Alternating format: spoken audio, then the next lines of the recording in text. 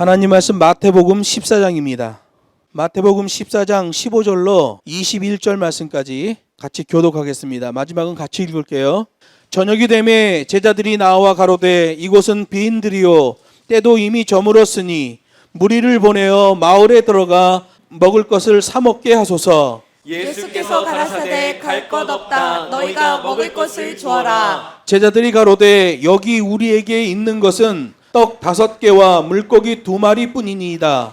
가라사대 그것을 내게 가져오라 하시고 무리를 명하여 잔디 위에 앉히시고 떡 5개와 물고기 2마리를 가지사 하늘을 우러러 축사하시고 떡을 떼어 제자들에게 주시매 제자들이 무리에게 주니 다 배불리 먹고 남은 조각을 12바구니에 차게 거두었으며 먹은 사람은 여자와 아이 외에 5,000명이나 되었더라.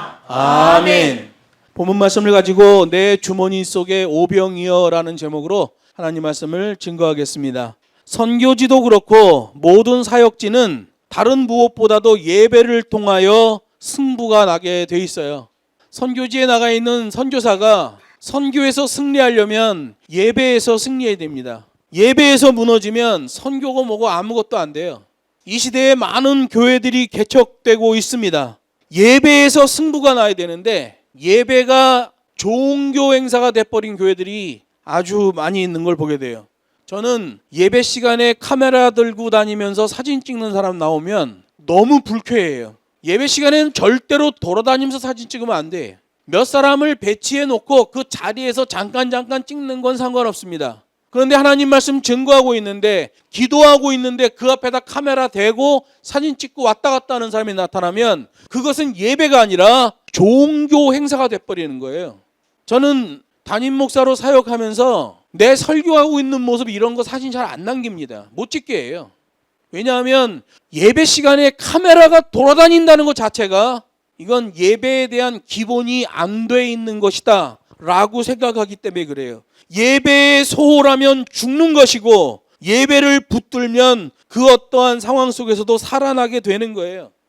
북경에 있는 하나님의 몸된 교회들이 예배를 파수할 수 있도록 그 어떤 상황 속에서도 예배 붙들고 승리할 수 있도록 기도하고 살피는 거예요.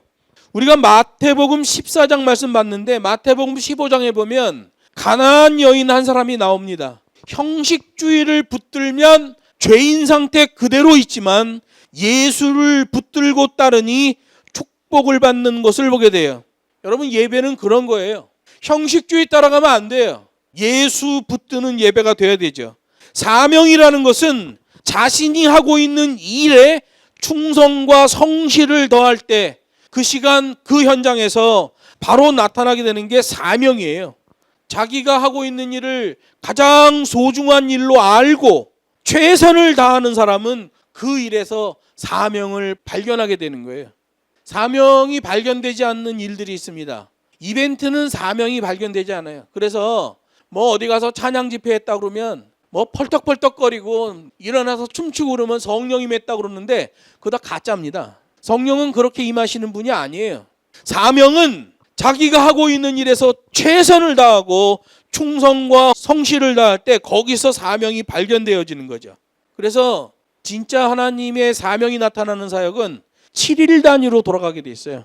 이게 구약시대부터 우리에게 주신 하나님의 법칙입니다. 어떤 일을 할 때 하나님의 일을 할 때 7일 단위로 돌아가야 돼요. 신학을 공부하고 목사가 돼 있으면 7일 단위로 정상적으로 돌아가는 하나님의 일을 해야 됩니다. 그렇지 않으면 다 이벤트죠. 특히 교회 돌아다니면서 노래하고 돈 받는 사람들이 있습니다. 그 사람들은 찬양 사역이라고 말해요. 아니에요. 사역 아닙니다. 이벤트예요. 자기들은 뭐 대단히 의미를 부여하지만 그 사람들을 부르는 교회는 그 전체 이벤트의 어느 한 부분을 노래하는 사람으로 채운 거예요. 노래하는 자기 자신은 뭐 대단한 무슨 사명 뭐 이렇게 얘기하지만 여러분 사역하고 봉사는 구별해야 됩니다. 사명을 발견하는 사람은 그 어떠한 일을 하더라도 그런 흐름으로 임하고 인생 대박이 나는 걸 보게 돼요. 여러분 사명을 발견한 사람은 어떠한 일을 하더라도 그 일이 되어지는 걸 보게 됩니다. 자기에 대한 정리는 물론이요 타인을 세우고 정리하는 일에까지 쓰임을 받는 걸 보게 돼요. 그것을 세우고 살리는 권세라고 하는 거예요. 안 풀리는 문제였는데 그 사람하고 연결만 되면 그 문제가 해결이 되더라. 이건 어마어마한 사명의 역사지요. 여러분, 하나님의 말씀으로 정의가 세워지면 그 하나님의 말씀으로 세워진 정의에는 하나님이 주시는 권세가 튀게 된단 말이에요. 그게 바로 사명이죠. 저는 제가 중국에 못 들어간 지 지금 5년이 넘고 6년이 다가오는데 그래도 사역이 저렇게 되고 있는 거 보면 참 거기 있는 사역자들과 교사들이 참 대단하다는 생각을 해요. 가만히 생각해봐요. 도대체 무엇이 저들을 저렇게 할 수 있겠는가? 사람 생각으로는 벌써 다 뿌리치고 떠나버리는 게 12번은 일어났을 텐데 사명이죠. 자기가 하고 있는 일에 성실과 충성을 집어넣고 그 일이 가장 소중한 일이라고 붙드는 거예요. 이벤트 하는 거 아니잖아요. 우리 사역팀 사역하는 거 사진 찍어가지고 사람들한테 홍보하고 뭐 이러는 거 아니잖아요. 우리는 SNS에도 하나도 안 올라갑니다. 제가 중국에 있을 때 숱하게 공안국에 붙잡혀 갔는데 공안들이 하는 얘기가 있어요. 김능영 목사 니네 사역은 인터넷에 올라가는 게 없다. 다 감시를 하고 있죠. 어느 교회가 무엇을 하고 뭐 이웃돕기 행사를 하고 뭘 하고 이런 게 다 인터넷에 자기네 자랑하고 뽐내려고 올라가는데 우리 교회는 일체 그런 게 안 올라간다는 거예요. 우리 걸 볼 수가 없고 검색이 안 된다는 거야. 왜 그래요? 우리는 하나님의 종된 자로 그냥 침묵 정진으로 그 사역을 담아낼 뿐이에요. 최선을 다하고 무대 뒤로 사라지는 거예요. 그러니 뭘 자랑할 게 있겠어요. 근데 요즘 보면 교회들이 예배 때 카메라 돌리고 사람들 사진 찍고 멋있는 장면들 만들려고 그러고 막 강단에 있는 목사 찍으려고 밑에서 75도 각으로 찍어가지고 아주 멋있게 위대하게 나오게 연출하려고 그러고 그거 좋지 않아요. 어느 목사 어느 단체가 어디에 가서 돈을 주면 봉투를 그냥 주면 되잖아요. 그리고 광고 때 장학금 5천만 원 줬습니다. 한마디 하면 되잖아요. 그런데 이따시만한 각대기에다가 인쇄를 해갖고 갑니다. 뭐뭐 대학교 총동창회 몇 회기에서 장학금 5천만 원 이렇게 인쇄해갖고 가서 총장 나오라고 그래가지고 강단에서 그리고 사진 찍어요. 자, 채플이 끝났습니다. 그러면 그거 어떻게 할까요? 그대로 접고 부셔가지고 쓰레기통으로 들어가는 거죠. 근데 왜 그걸 한 거예요? 이벤트 하려고. 우리가 이거 했네 하고 뽐내고 자랑하려고. 좋지 않아요. 저희 기수는 가서 장학금 전달할 때 그냥 채플 전에 줘버렸어. 그리고 광고 때에는 장학금 얼마 5천만 원을 전달했습니다. 그리고 그냥 얘기해 주면 돼요. 그러면 학생들이 아, 장학금이 전달됐구나. 5천만 원이면 한 사람당 100만 원씩 하면 50명 장학금이 되겠네. 그러면 되는 거예요. 하나님의 백성은 하나님의 권세를 가장 위에 놓고 있는 사람이에요. 자기에게 주어진 모든 일에서 가장 위에 있는 권세를 볼 수 있다면 그 복된 사람이지요. 내가 어떤 일을 하는데 이 일에 대하여 최고의 권세는 하나님의 권세다 하면 자기가 하고 있는 일을 소중하게 생각하겠죠. 그 일에 충성과 성실을 다하겠죠. 그게 반듯하게 정리가 된 사람이에요. 골로새서 3장 1절로 2절에 이렇게 말해요. 너희가 그리스도와 함께 다시 살리심을 받았으면 위의 것을 찾으라. 거기는 그리스도께서 하나님 우편에 앉아 계시느니라. 위의 것을 생각하고 땅의 것을 생각하지 말라. 이렇게 말씀하셔요. 내가 하고 있는 일, 뭐 복음을 전하는 일이든 뭐든 간에 이 일에 위에 있는 권세는 하나님의 권세다 라는 생각을 할 때에 그 목사가 어떻게 무인텔 주차장에서 여자성도 상담을 해주겠냐, 그런 생각을 어떻게 하겠냐 말이에요. 여러분, 자기가 하고 있는 일에 가장 위에 있는 권세를 볼 수 있으면 그거 복된 사람이에요. 세례 요한은 광야의 소리였지요. 주의 길을 평탄케 하는 사명이 그에게 주어졌어요. 우리는 광야의 소리라고 말하지만 실제 성경은 빈들의 소리라고 말합니다. 광야 자체가 빈들이기 때문에 그래요. 사명은 아주 고든 것이에요. 고든 것의 최상급은 올고든이라고 그래요. 아우, 저 사람은 곧다. 그 고든 사람이라는 것의 최상급은 올고든 사람이에요. 사명은 올고든까지 나아가야 제대로죠. 경주마가 자기 잔등에 타고 있는 마부를 믿고 앞만 보고 달려가는 것과 같은 거예요. 경주마는 눈을 가리잖아요.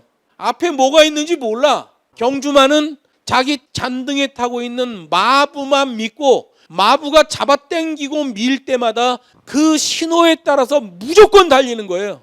올고듬이란 바로 그거지요.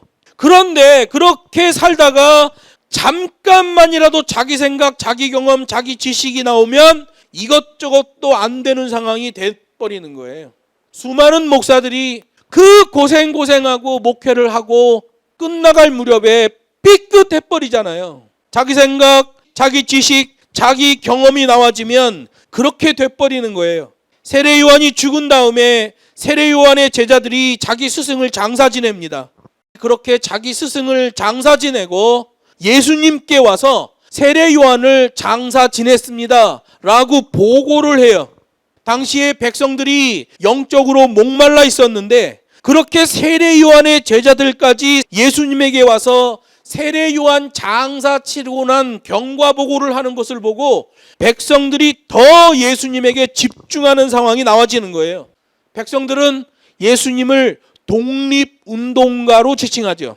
예수님은 그럴 때마다 제자들을 데리고 의도적으로 광야로 나간 거예요. 오늘 본문에 나오는 광야가 바로 그거죠.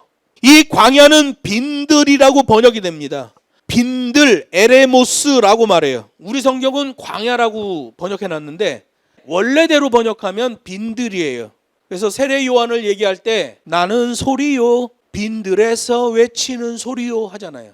세례 요한은 광야의 소리가 아니라 빈들의 소리다라는 게 정확한 번역이죠. 빈들이라는 것은 이스라엘 말로 번역하면 6가지의 뜻이 있어요. 첫 번째, 사람에 의해 경작이 안 되는 곳. 빈들이기 때문에 사람이 어떻게 가서 거기서 뭘 심어서 소출을 만들려고 해도 안 돼. 심는 건 되는데 자라질 않아.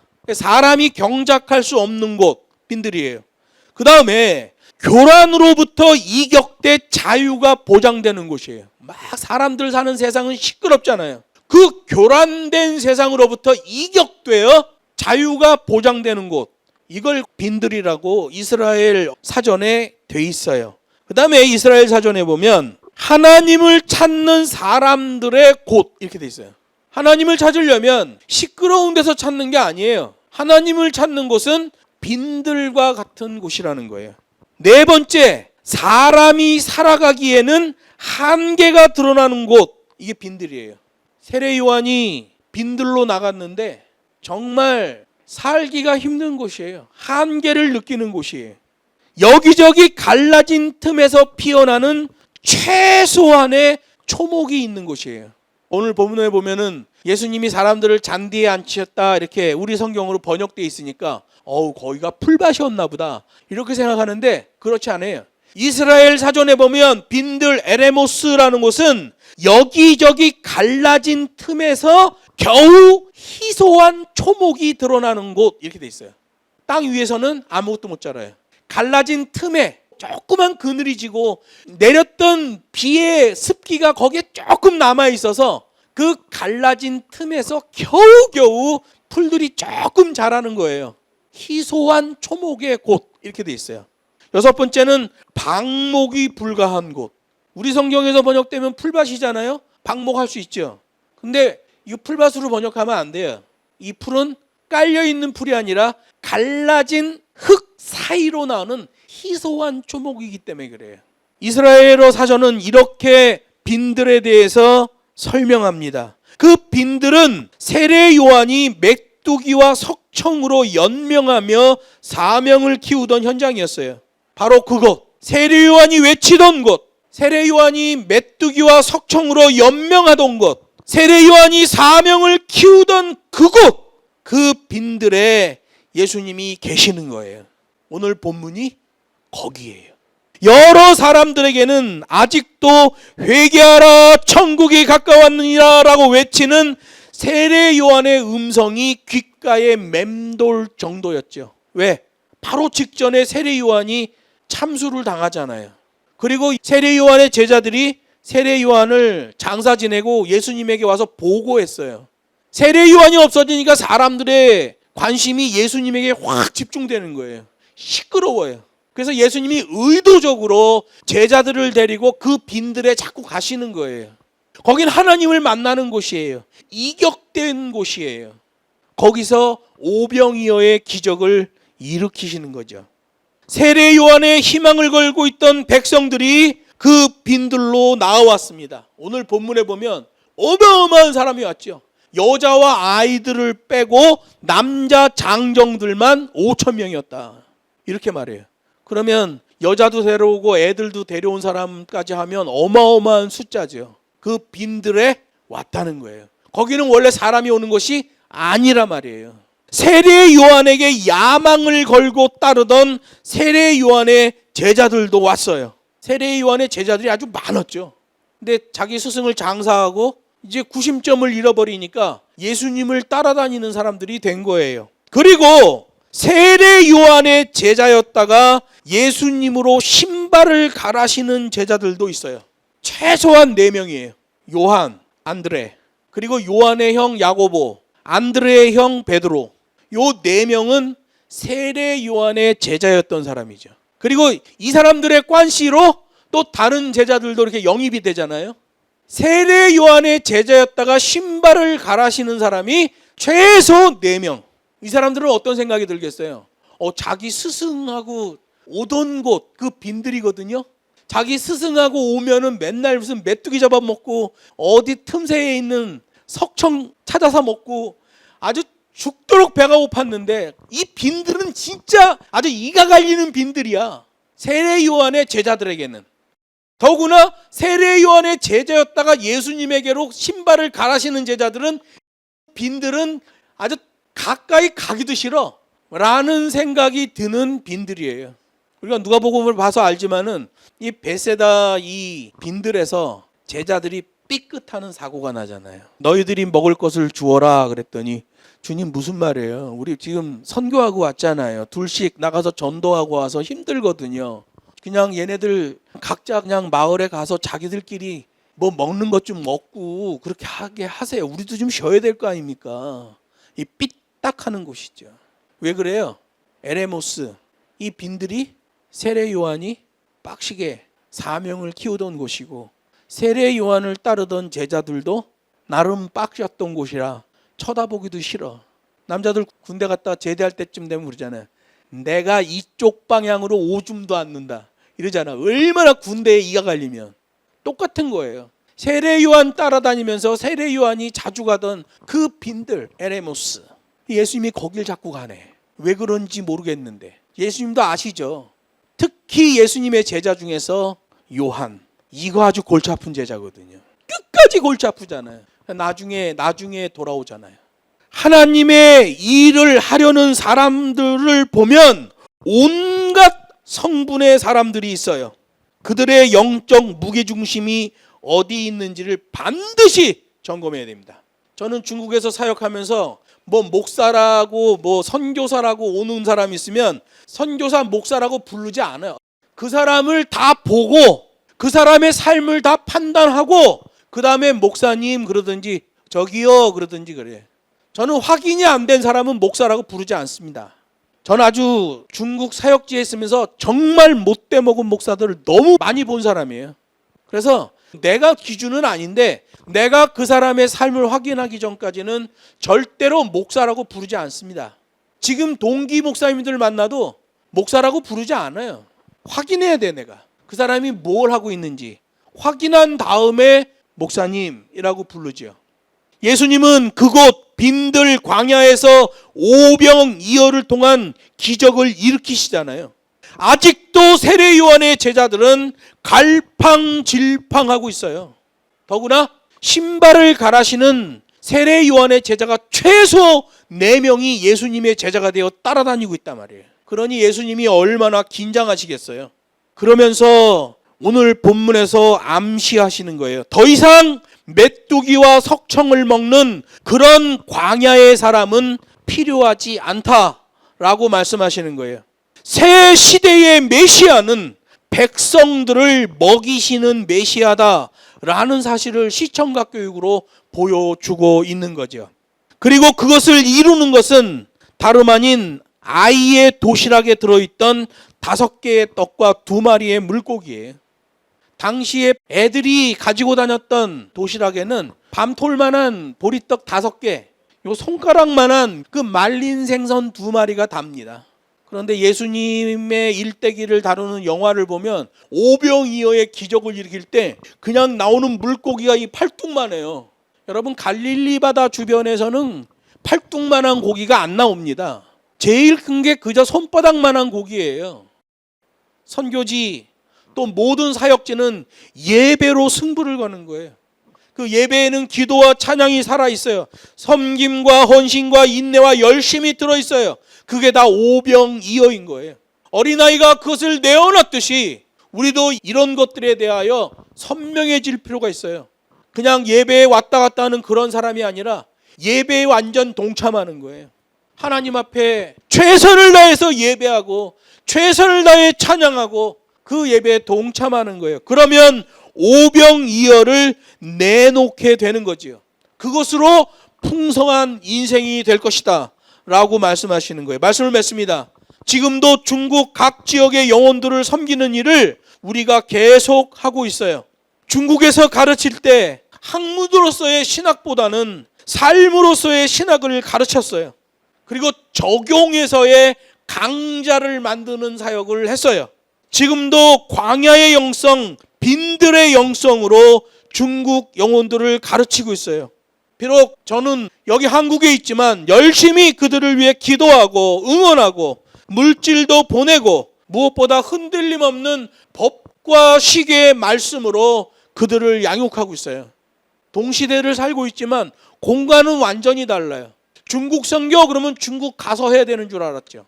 여기서도 할 수 있다는 것을 알게 돼요. 불변의 매뉴얼은 하나님의 계명이죠. 이벤트로는 이거 안 되는 거예요. 사람 생각으로는 안 돼. 그런데 하나님의 매뉴얼로는 되는 거예요. 하나님의 눈에 띄고 하나님에게 인정을 받으면 그 다음에 하나님의 정의가 나오고 거기에 하나님이 주신 권세가 트기 시작하는 거예요. 그리고 사명의 일이 진행되어지는 거죠. 선교지의 강력한 영성은 언어를 뛰어넘는 하나님의 능력이 나타날 때예요. 언어는 한없이 부족하고 보잘것없지만 그럴지라도 올곧은 방향성으로 순수하게 사용되면, 깨끗하게 사용되면, 정신 바짝 차려서 사용되면 하나님의 그 귀한 권세가 함께 움직인다는 것을 시대적 증거물로 보여주셨잖아요. 이 시대적 증거물의 권세는 주머니 속에 있는 작은 떡덩이 5개와 작은 물고기 2마리면 충분히 나와지는 권세라고 성경이 말씀하셔요. 세례 요한이 그렇게 생고생을 하던 빈들, 새로 오신 메시아는 거기서 풍성한 증거를 보여주고 계시는 거예요. 자기가 자기를 평가한 다음에 가능성을 상실하는 좌절에 빠지는 게 아니라 자기를 온전히 주님께 의탁하는 자에게 그 새 시대 증거물이 나타나게 되는 거예요. 정리되는 거죠. 내가 지금 무엇을 하고 있는가? 나는 지금 어떤 방향성을 가지고 가고 있는가? 라는 게 정리가 되는 거예요. 모든 상황 속에서도 그 권세를 최고의 권세라고 인정하면 그 일에는 하나님의 놀라운 사명이 움직이게 되는 거예요. 저와 여러분이 우리 주머니 안에 있는 작은 오병이어를 주님 앞에 그대로 내어놓고 하늘 권세로 쓰임받는 그런 복된 인생들이 되기를 주 예수의 이름으로 축복합니다.